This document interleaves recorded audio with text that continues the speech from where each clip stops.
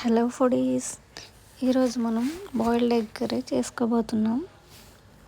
ముందుగా స్టవ్ వెలిగించుకొని కడాయి పెట్టుకుందాం. ఇప్పుడు ఈ కడాయిలో 3 టేబుల్ స్పూన్ ఆయిల్ వేసుకుందాం.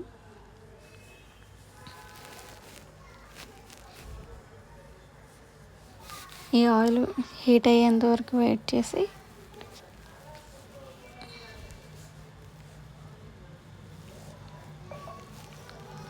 కర్రీ లీవ్స్ని యాడ్ చేసుకుందాం.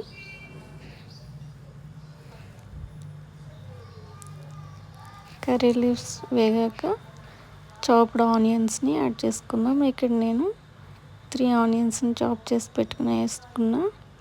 అలాగే 2 చాప్డ్ మిర్చిని కూడా వేసుకున్నాను.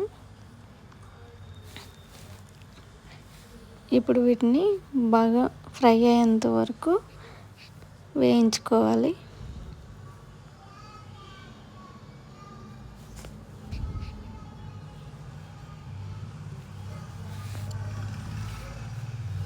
ఆనియన్స్ బాగా త్వరగా ఫ్రై అవ్వాలి అంటే మనం సాల్ట్ యాడ్ చేసుకుంటే త్వరగా ఫ్రై అవుతాయి అన్నమాట.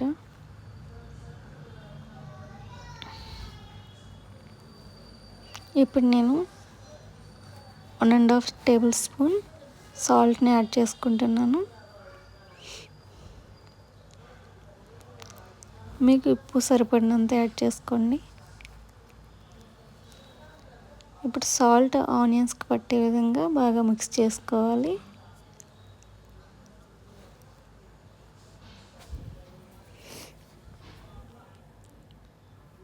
ఈ ఆనియన్స్ బాగా మగ్గేంత వరకు మనం వెయిట్ చేసి బాగా మగ్గడం కోసం ఆన్ ద టాప్ ఏదైనా గిన్నె మూత పెట్టుకోవాలి.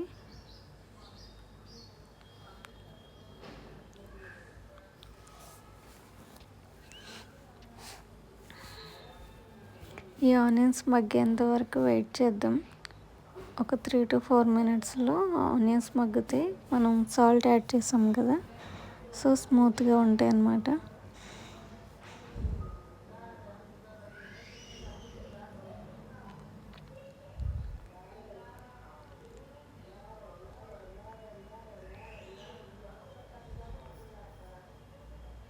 ఒకసారి ఇప్పుడు మూత తీసి చూద్దాం.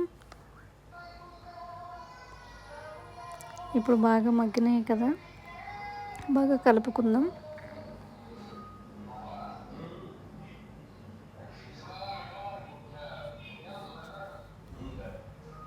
ఇప్పుడు నేను 1 బిగ్ చాప్డ్ టొమాటోని యాడ్ చేసుకుంటున్నాను.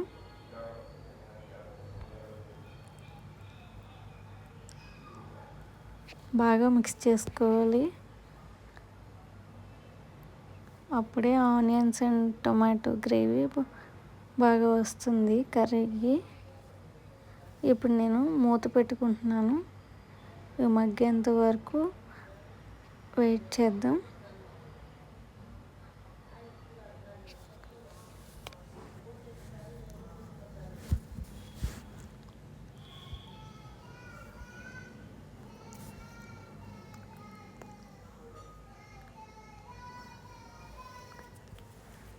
ఇప్పుడు మూత తీసి చూద్దాం.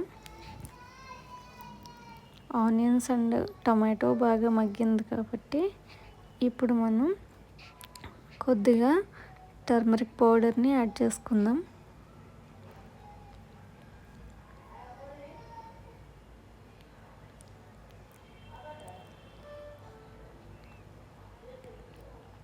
బాగా కలుపుకున్నాక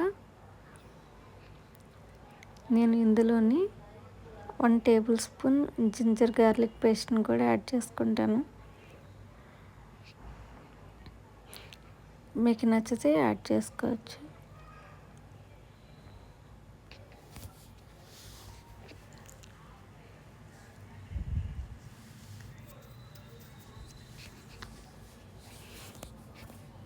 ఇప్పుడు జింజర్ గార్లిక్ పేస్ట్ వేసిన తర్వాత బాగా మిక్స్ చేసుకోవాలి.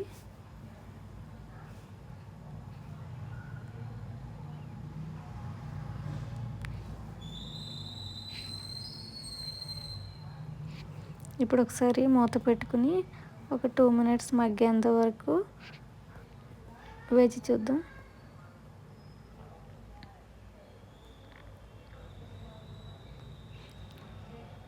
Onions and tomato, garlic paste మొత్తం అన్నీ బాగా మగ్గాయి కాబట్టి ఇప్పుడు నేను 2 టేబుల్ స్పూన్ రెడ్ చిల్లీ పౌడర్ని యాడ్ చేసుకుంటున్నాను.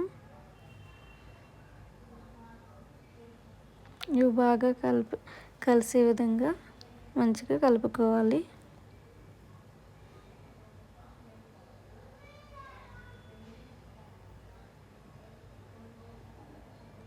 ఇప్పుడు నేను ఈ కర్రీకి గ్రేవీ బాగా రావడానికి 1 గ్లాస్ ఆఫ్ వాటర్ని యాడ్ చేసుకుంటున్నాను. మీకు బాగా కొంచెం ఇంకా సూప్లా కావాలి అంటే కొంచెం ఎక్కువ వాటర్ యాడ్ చేసుకోండి. నేను కొంచెం ఇగురులాగా వండుదాం అనుకుంటున్నాను కాబట్టి 1 గ్లాస్ ఆఫ్ వాటర్ని యాడ్ చేసుకుంటున్నాను. ఇప్పుడు 4 బాయిల్డ్ ఎగ్స్ని ఇలా కట్ చేసిన విధంగా చేసుకుని వేసుకుంటున్నాను.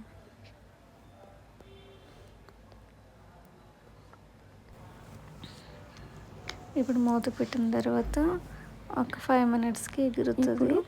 కడాయి మీద మూత పెట్టి వాటర్ ఇంకేంత వరకు ఎగిరినవి వెయిట్ చేద్దాం. ఇంకా కొద్దిసేపు వెయిట్ చేద్దాం.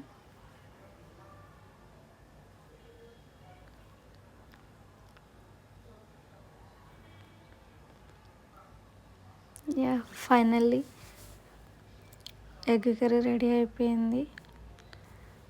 మీకు నాకు